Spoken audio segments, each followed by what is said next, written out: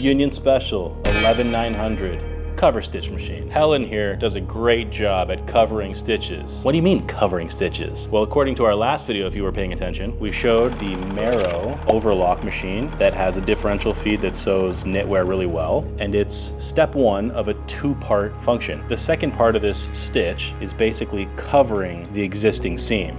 So you would have the split area where the fabric lines up, you line it up right in the middle, and the foot has a guide that runs in there. Basically, the cover stitch covers the serge on the bottom or the overlock and lays two stitches down right over top of the seam that we made on the Marrow. You know what? That was actually really confusing. I'm just gonna show you something else. Hold on.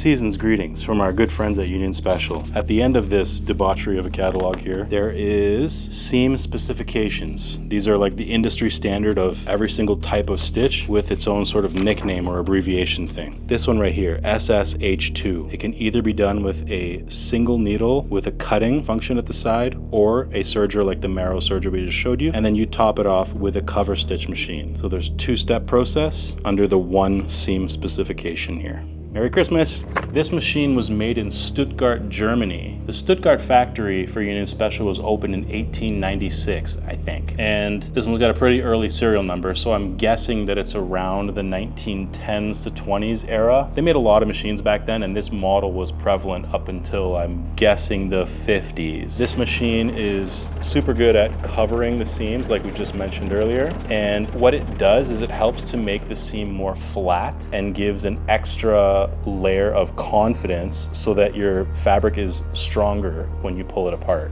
It also makes it a little smoother on the underside so that when the underside rubs on your skin, you don't feel it as much. And then the overlock seam doesn't fold back and forth on your body.